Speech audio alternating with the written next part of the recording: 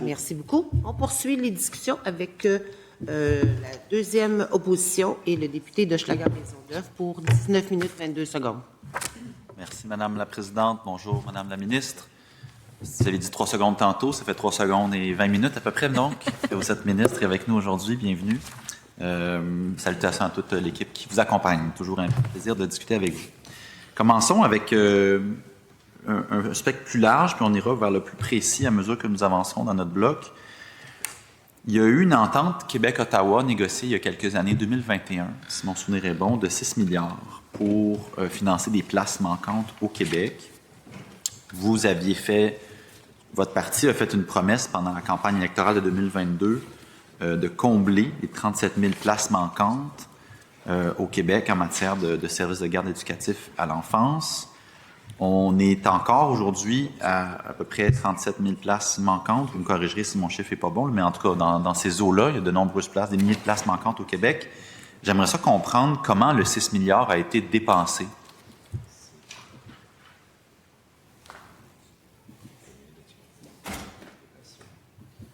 En fait, on a le petit tableau ici du crédit, de l'historique du crédit du portefeuille des familles. Et ce qu'on voit, c'est que pour l'année 2026-2027, c'est 4,7 milliards, en fait, donc qui a été investi dans le réseau. Donc, c'est principalement ça, là.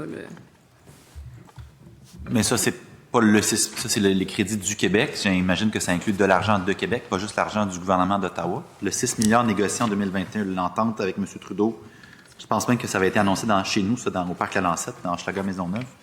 Comment a-t-il été dépensé, ce 6 milliards-là? Peut-être qu'on pourrait céder la parole à la sous-ministre pour Bien sûr. Ouais. Consentement?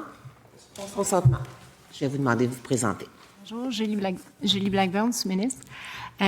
Vous comprenez que le milliard, c'est 1 milliard par année qui était transféré, puis le tableau que Mme la ministre a montré pour vous montrer l'augmentation des crédits du ministère, c'est-à-dire les sommes qui ont été dévolues de plus dans le réseau des services de garde. Et puis, il y a là-dedans également des augmentations dues aux conventions collectives. Les salaires ont quand même somme toute bien monté, bien augmenté. Le développement des places, on a développé quand même 26 000 places en installation, puis plus de 12 000 en services de garde en milieu familial. Et que toutes ces sommes-là ont été dépensées de cette façon. Donc, on n'est pas en mesure d'isoler le milliard annuel d'Ottawa, c'est-à-dire ce milliard-là supplémentaire, on l'a dépensé comment? Ça fait partie d'une espèce de fonds consolidé? Ça fait partie du fonds consolidé, puis ensuite de ça, le ministère des Finances nous attribue des crédits de façon différenciée. Et puis, cette année, on est à 4,7 milliards de crédits, puis il y a plusieurs années, mettons, à 6-7 ans, on est à peu près à 2 quelques milliards. Fait qu'on voit qu'il y a eu une énorme augmentation dans nos crédits. Je vais reformuler d'une autre manière. Êtes-vous en mesure de démontrer que tout cet argent-là a été dépensé en famille et non, par exemple, en réduction de la dette? En fait, ce financement-là nous est octroyé sans condition de la part du fédéral. Et comme on disait, donc ça va au fonds consolidé et il y a eu une bonification là, des crédits au cours des dernières années, donc en matière de famille. Donc, c'est réparti au fil du temps. À la hauteur de 1 milliard supplémentaire à chaque année, récurrent. Le tableau que vous m'avez montré, c'était comme un petit peu plus à chaque année, mais j'assume que si on donne 1 milliard par année, ça aurait dû être une base, non? C'est pas nécessairement 1 milliard par année de ce qu'on dit. C'est-à-dire? Il y a une petite variation. En fait, puis aussi, c'est ça, il faut rappeler que c'est un financement qu'on a sans condition, donc on n'a pas à rendre de compte au fédéral de savoir de où. Ça, c'est bien correct. Moi, je veux juste savoir s'il a été dépensé en famille ou ailleurs.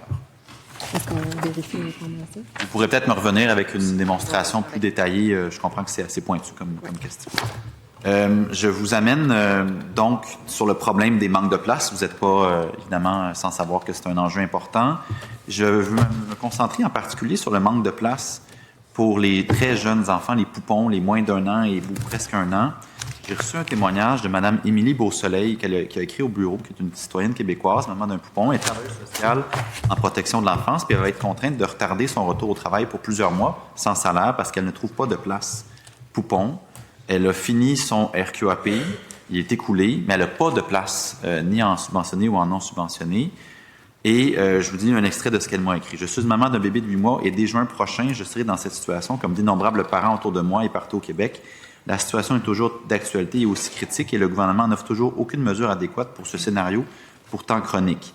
Les mères se retrouvent à devoir mettre leur carrière sur pause pour rester à la maison sans salaire, pour prendre soin de leur progéniture. Non seulement ceci met les femmes et les familles de jeunes enfants en situation de difficulté financière et sociale, mais c'est carrément un recul en termes de lutte pour l'égalité entre les hommes et les femmes. C'est une tristesse et d'une indignation regrettable. Madame Émilie Beausoleil, travailleuse sociale, ne peut pas retourner travailler parce qu'elle ne trouve pas de place pour son très jeune enfant. Qu'est-ce que vous avez fait pour aider Madame Beausoleil et les autres mères, bien sûr, dans cette situation-là dans les dernières années?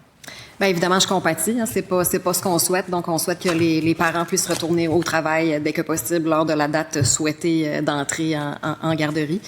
Ce qu'on a fait, en fait, c'est beaucoup de choses. D'abord, j'aimerais dire qu'on a fait le grand chantier des familles en 2021 où on avait plusieurs objectifs ambitieux, dont celui de créer 37 000 nouvelles places. Ce qu'on a fait, en fait, c'est un objectif qui a été atteint au cours des dernières semaines.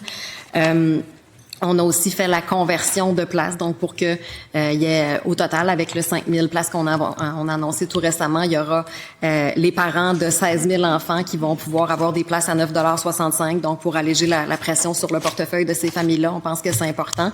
En créant 37 000 nouvelles places, évidemment, il faut former le personnel adéquat, donc on a mis des incitatifs pour augmenter le nombre d'éducatrices, en fait, pour qu'elles puissent prendre soin de nos enfants. Et j'aimerais ça souligner le fait aussi parce qu'on a créé les 37 000 places en 5 ans, puis tout ce qu'on a fait dans les 5 dernières années, ça prenait à peu près 13 ans faire ça auparavant. Donc, si on a réussi à le faire, c'est parce qu'il y a des personnes sur le terrain. Vous me permettez de souligner le travail extraordinaire des éducatrices en service de garde, des gestionnaires aussi qui ont porté ces projets-là avec nous sur le terrain. Et donc, il y a beaucoup de choses qu'on fait pour nos familles au Québec. Merci. Je vous amène toujours sur le même sujet à l'annexe A un tableau que vous nous avez fourni. On vous a demandé de ventiler âge après âge des enfants, les places occupées ou pas. Et on constate dans le tableau que vous nous avez gentiment fourni que les moins d'1 an en service de garde éducatif à l'enfance, c'est 57,5 % qui n'ont pas de place. Mais bon, ça se défend bien sûr avec le RQAP. Beaucoup d'enfants sont en RQAP avec leurs parents. Mais quand on bascule à 1 an, c'est 27 % des enfants d'1 an qui n'ont pas de place en service de garde éducatif à l'enfance. C'est énorme. Quand ensuite on va à 2 ans, 3 ans, 4 ans, ce chiffre-là baisse en bas de 20 % puis il est relativement stable et il atteint 12 % à 4 ans. Mais moi, ce qui me fascine ici, c'est le 27 %. 27 % des enfants d'1 an, donc qui en principe ont terminé leur QAP, n'ont pas de place. Ça, c'est des parents, beaucoup des mères, qui n'ont pas le choix de rester à la maison parce qu'on n'a pas de place pour les enfants de 1 an. C'est quoi la cible du gouvernement? Comment vous allez faire pour corriger ce chiffre-là, le baisser le plus possible, peut-être alentour de cette moyenne de 15-20 %? Parce que là, presque un enfant sur 3 d'1 an n'a pas de place. C'est énorme. Bien, en fait, c'est certain que c'est pas du tout une situation qui est idéale, on se le cachera pas. Par contre, ce qui est fait, je vous parlais tantôt des places qui sont réalisées, mais j'ai omis de vous parler des places qui sont actuellement en réalisation. C'est tout près de 10 600 places, en fait, qui sont en réalisation un peu partout au Québec. 90 % de ces places-là sont en CPE et dans ces places-là, c'est 2024 places qui sont prévues pour les poupons au Québec. Donc, on comprend que c'est pas du tout une situation qui est idéale pour ces parents-là qui ont à vivre cette situation-là. Par contre, on y travaille, bien sûr, pour assurer des places pour les poupons. Parlons du nouveau portail. Ça discute beaucoup. Vous avez certainement vu passer les articles avec les différentes directions de CPE qui sont des remontrances avec le nouveau portail. Mais avant de plonger sur le portail comme tel, j'avais compris que ça avait coûté environ 13 millions. Est-ce qu'on a le chiffre définitif de comment ça a coûté le nouveau portail du ministère? 12,6. 12,6. Puis, est-ce qu'il y a des frais qui vont pouvoir s'ajouter par la suite en fonction de maintenance ou de correction? Non. C'est terminé, c'est 12,6, puis on ne touche plus à ce portail-là. Le développement du portail est terminé. Mais l'entretien du portail, les mises à jour, ça va être fait maison, ça va être fait à l'interne? On va donner.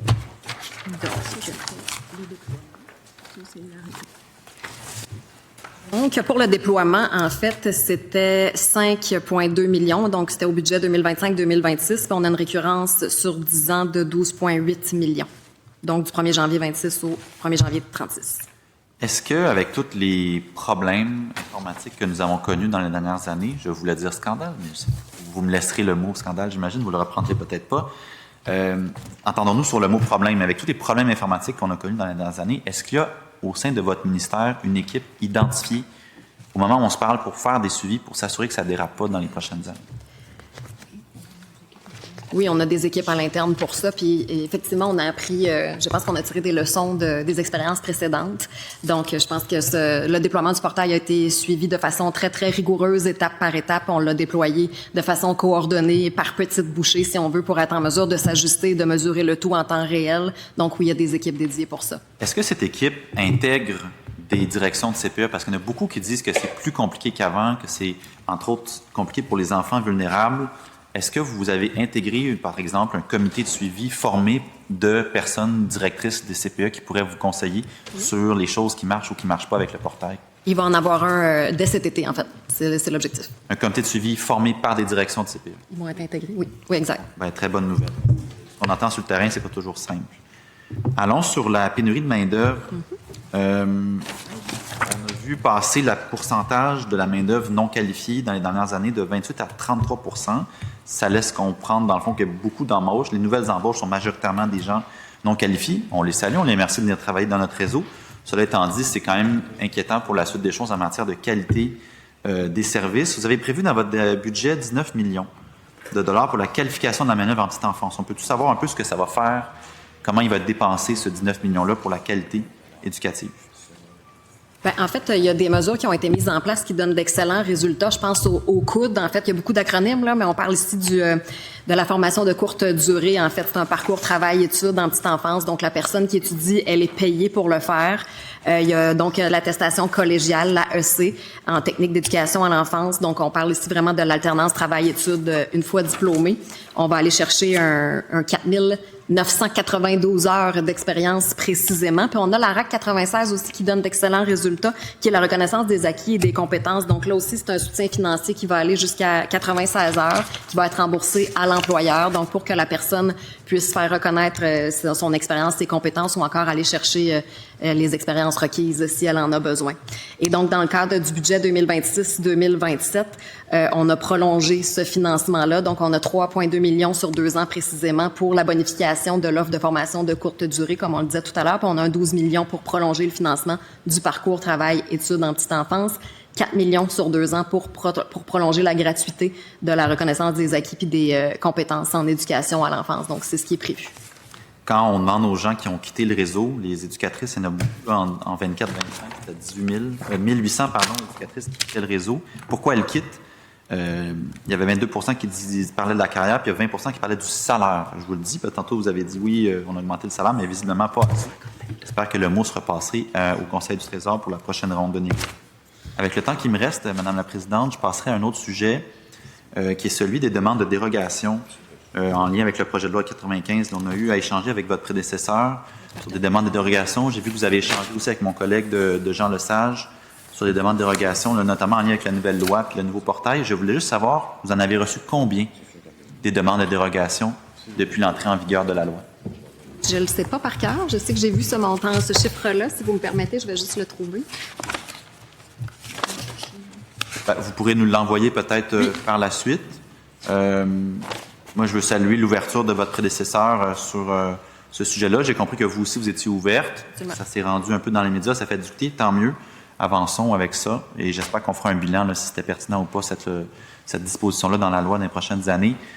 Je veux aussi vous parler des agences de placement de personnel. J'avais fait un peu un petit dada dans les derniers deux ans.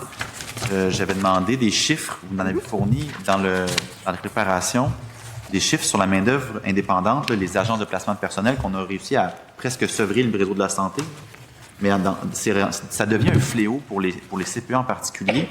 Et les chiffres que nous allons donner, c'est quand même hallucinant. On paye au Québec jusqu'à 52 millions pour l'ensemble des CPE et l'ensemble des professions. C'est surtout pour les éducatrices, mais ça concerne aussi le personnel d'alimentation, le personnel de soutien administratif. Mais 52 millions de dollars dépensés en agence de placement de personnel.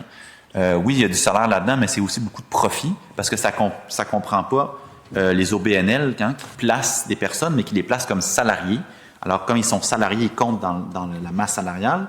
C'est vraiment les agences de placement qui sont des frais qu'on dépense en particulier. 52 millions de dollars. Moi, j'ai déposé un projet de loi il y a quelques années. L'année passée, en fait, le projet de loi 195 qui visait, en s'inspirant du réseau de la santé, de se sevrer des agences de placement de personnel, de permettre, bien sûr, les OBNL qui font un excellent travail, notamment dans la région ici de Québec. Mais regardez, juste pour Montréal, 24 millions de garochés dans les fenêtres en agence de privé de personnel, 9 millions pour la Montérégie. C'est quoi l'analyse qualitative de ces chiffres-là que vous faites au ministère? Bien, en fait, je comprends aussi qu'on a surtout été échaudé avec la problématique de la main-d'œuvre indépendante du côté du réseau de la santé parce que là aussi, il y avait des ajustements importants à faire. Par contre, je pense pas qu'on est dans la même situation du côté de la famille, en fait, des centres de la petite enfance, des garderies subventionnées et compagnie. Je comprends que le chiffre peut sembler énorme, mais on remarque quand même qu'il y a une tendance d'un pourcentage qui diminue au fil du temps d'une année à l'autre. Et c'est quand même sur un budget de plus de 3 milliards de dollars. Donc, évidemment qu'on suit la situation de près, mais je pense que les impacts, ça demeure quand même marginal quand on regarde le pourcentage là, du budget total. Et tout à l'heure, il y avait une information que ça disait que ça comprenait pas les OBNL, mais oui, on dit que ça les comprend. Ben, je serais surpris parce que les OBNL, quand ils placent des gens, ils les placent comme salariés. Alors, ils comptent dans la masse salariale, ils ne comptent pas comme main-d'œuvre indépendante. Bien, dans tous les cas, vous me dites d'une année à l'autre, mais moi, à ma connaissance, c'est la première année que vous ramassez ces données-là aussi précises. Là. Fait que je ne sais pas comment on peut faire de comparatif. Je les ai sur 3 ans. Justement, c'était le problème qu'on avait, à la même date l'an passé avec votre prédécesseur, on avait cet échange-là, puis on me confirmait qu'on était pour la première fois en train de ramasser des données plus pointues parce qu'on n'avait pas le portrait clair. Puis moi, quand je parle à des directions de CPE, en particulier à Montréal, ils sont étouffés par ce poids de la main-d'œuvre parce qu'en plus, quand ils font de la main-d'œuvre indépendante parce qu'ils n'ont pas le choix, bien, vous refusez que ça soit calculé dans les subventions. L'argent qui est dépensé en salaire de main-d'œuvre indépendante ne compte pas pour les subventions. C'est pour ça que les OBNL qui ont un souci disent oui, on vous place quelqu'un, mais on vous le place comme salarié, comme ça vous pouvez au moins réclamer les subventions par la suite. C'est un fléau. J'aimerais ça vous entendre vous le comparer comment, parce qu'à mon dernière nouvelle, il n'y avait pas de chiffres ramassés dans les années précédentes. Ben, en fait, on a les chiffres depuis 2022. Peut-être qu'on n'avait pas les taux horaires à ce moment-là, mais les chiffres, moi, je les ai depuis 2022. C'est vrai que la situation est un peu plus problématique du côté de Montréal, ça, c'est vrai. Et on fait quoi donc? Pour le 5,5 ben, en fait, on continue de faire ce qu'on veut pour éviter d'avoir de la main-d'œuvre indépendante, c'est de qualifier des éducatrices qui sont non qualifiées, puis c'est d'attirer des nouvelles personnes dans le réseau. Donc, on travaille sur toutes sortes de mesures à la fois. Je peux retourner dans l'énumération de ces mesures-là, mais je pense que l'objectif, c'est de rendre la profession attirante. Donc, il faut faire des actions pour favoriser la rétention puis l'attraction de la main-d'œuvre. D'accord, mais ça, mettons, ça va avoir des effets dans 2-3 ans peut-être. Dans l'immédiat, les directions payent des sommes astronomiques, ça plombe l'équilibre budgétaire des CPE. Il y a quoi? C'est la moitié des CPE au Québec qui sont dans des situations déficitaires. Il y a une solution très simple, c'est d'interdire les agences de placement de personnel, leur offrir de se convertir en OBNL, aider des régions à se convertir en OBNL. C'est une action assez simple que vous pourriez faire dans les prochaines semaines qui nous restent ici à l'Assemblée nationale. Pourquoi permettre à des personnes privées de faire beaucoup d'argent sur le dos du réseau? En fait, ce qu'on comprend aussi, c'est qu'il y a 18 des CPE qui sont considérés comme étant en déficit, puis il y en a 60 qui sont considérés comme étant 60 en surplus. Donc, de ce que je comprends, c'est qu'il n'y a pas de corrélation entre l'utilisation de la main-d'œuvre indépendante et la santé financière. C'est ce qu'on m'indique. Je serais curieux de voir une démonstration détaillée de ça, moi. Très curieux. Est-ce qu'on peut faire? Vous me fournirez, si possible, votre analyse pointue. Oui. Je serais curieux de lire ça. On peut le faire? Certainement. Est-ce qu'on a le portrait? Parce que là, on a des chiffres globaux, mais est-ce que vous allez pouvoir nous fournir les heures travaillées ou les lieux précis? Là, mettons, on a Montréal, 24 millions, mais encore à Montréal, c'est combien de CPE qui sont touchés? Combien d'heures sont travaillées à gauche ou à droite? Est-ce que ce genre de ventilation-là est possible? On va vérifier si c'est possible de le faire. Puis est-ce qu'on sait si on a une fréquentation? C'est-tu le même personnel qui revient souvent dans les agences? Est-ce qu'on est au courant de ça ou là, c'est trop au niveau... Ça, on ne le sait pas. Trop détaillé. On ne sait pas, on n'est pas l'employeur, en fait, du réseau. Oui. Donc, ce sont des informations qui nous sont fournies par le réseau. Merci beaucoup. Merci. C'est beau? Oui, merci.